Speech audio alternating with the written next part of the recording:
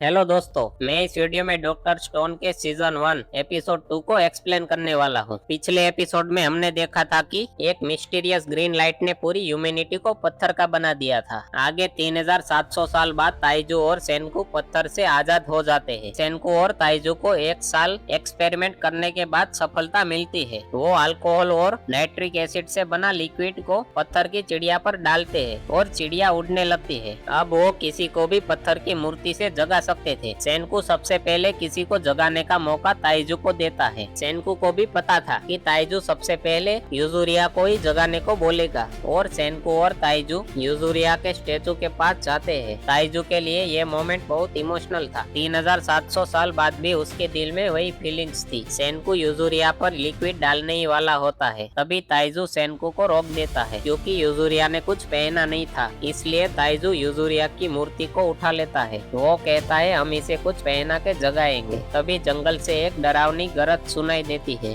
और शेर का झुंड सामने आता है। स्टोन वर्ल्ड अब पहले जैसा नहीं रहा था, यहाँ सर्वाइवल ही सब कुछ है। सेनकू और ताइजू भागने लगते हैं। शेर भी उनके पीछे भागते हैं। ना उनके पास वेपन्स है, ना स्ट्रेंथ, ना कोई बचाने वाला, सिर्फ 2 टीनेजर्स और सामने कई खुखार शेर। एक गलती और गेम ओवर। तभी भागते भागते ताइजू को याद आता है एक इंसान, सुकासा शिशियो, वो लड़का जिसे पेट्रिफिकेशन यानी पत्थर का बनने से पहले स्ट्रॉन्गेस्ट हाई स्कूल प्राइमेट कहा जाता था। अगर कोई उन्हें बचा सकता था तो सिर्फ सुकासा। रिस्क बहुत बड़ा था, लेकिन कोई ऑप्शन भी नहीं था। सेनकू बनाया हुआ लिक्विड सुकासा के स्टेचू पर डाल देता है। जैसे ही सुकासा रिवाइव होता है, वो सिचुएशन को समझता है। तभी शेर उनकी तरफ दौड़ता है और फिर सुकासा एक ही अटैक में शेर को धूल चटा देता है। नो वेपन, नो आर्मर, ना कोई स्पेशल पावर, सिर्फ रॉ स्ट्रेंथ। ताइजू और सेनकू शॉक में रह जाते हैं। उन्होंने एक मॉन्स्टर को जगाया था। सुकासा सेनकू और ताइजू की जान बचा लेता है,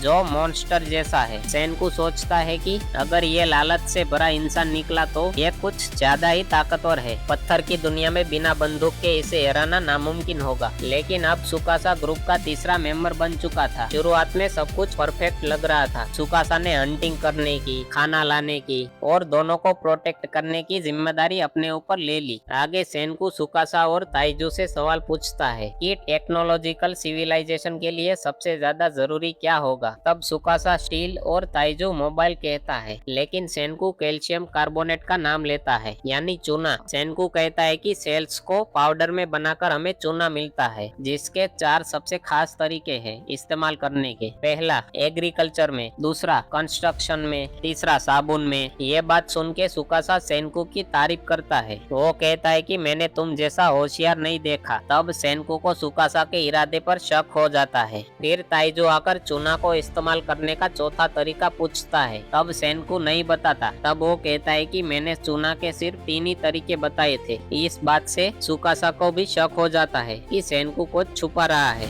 दूसरे दिन सुकासा अपनी कहानी सुनाता है। वो कहता है कि एक गरीब लड़का था जो सी सेल से अपनी छोटी बहन के लिए नेकलेस बनाना चाहता था, जिसकी सर्जरी हो रही थी। उसे लिटिल मरमेड बहुत पसंद थी, पर तभी एक आदमी आता है जो खुद को वहाँ का मालिक कहता था, जिसके पास शराब की बदबू आ रही थी। वो लड़के को बहुत मारता है। उसकी नजर में वो लड़का चोर था जो शेल को इकट्ठा कर रहा था। वो लड़के को इतना मारता है कि लड़के का चेहरा बिगड़ जाता है, इसलिए वो अपनी बहन को मरमेड नहीं बना पाया। ये कहते ही सुकासा एक पत्थर की मूर्ति को तोड़ देता है, क्योंकि वो कहानी सुकासा की थी। वो कहता है कि सेनकू, क्या तुम सबको जगाओगे? जिनके दिल काले हैं उनको भी। वो लोग शुरू में तुम्हारा एहसान मानेंगे, लेकिन बाद में सब अपना असली चेहरा दिखाने लगेंगे। ये पत्थर की दुनिया है, साफ और बेदाग जन्नत। हम सिर्फ साफ दिल और जवान लोगों को ही जगाएंगे और ऐसी दुनिया में रहेंगे जिसका कोई मालिक ना हो। सुकासा के हिसाब से ये दुनिया को साफ करने का अच्छा मौका था। फिर सुकासा एक बुढ़े आदमी की मूर्ति के पास जाता है, उसे तोड़ने ही वाला होता है। तभी सेनकू उसे रोक देता है। वो कहता है कि